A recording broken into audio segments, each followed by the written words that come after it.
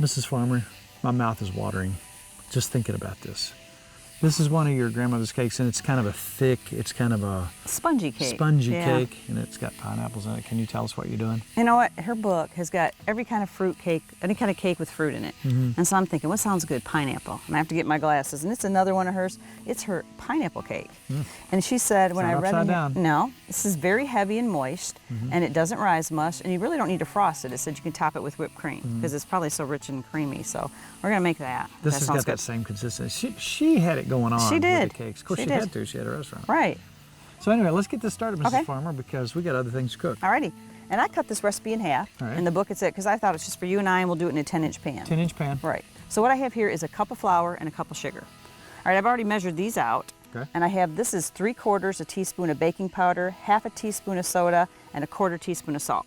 Being we're outside, I have it measured. So our dry ingredients are there. This is such a simple recipe. And we now have just 1 can of pineapple, and this is a crushed pineapple, 20-ounce can. Somebody that makes it easy.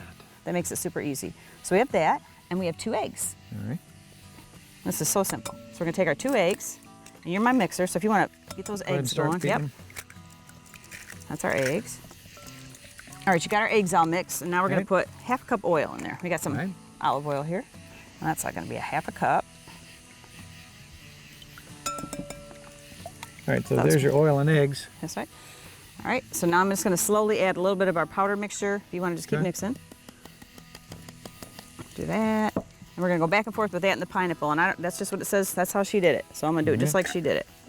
You're just gonna kind of mix a little bit of each, like that. And again, what a better way to keep our grandparents alive in our thoughts, folks that we've known. We have their recipes. That's right. Hers are all amazing. Remember their conversations around the table and the fun we had as kids. You don't ever want to forget. That's right. Never want to forget the folks who came before us and made it possible for us to be here. They worked hard.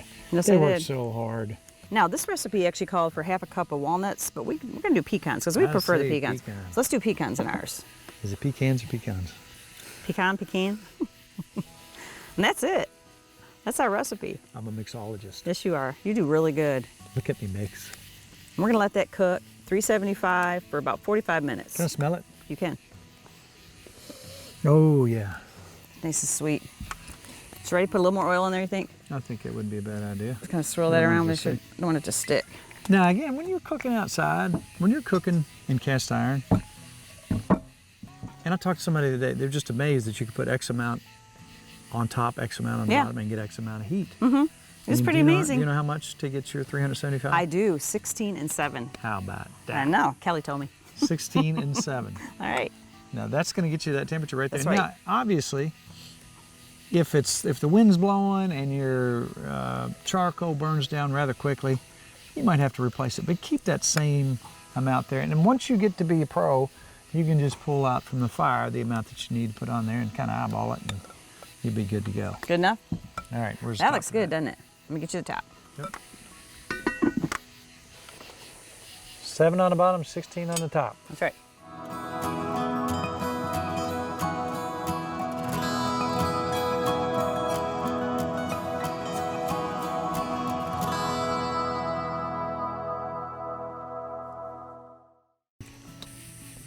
That's pretty good. Look at that. Touch it.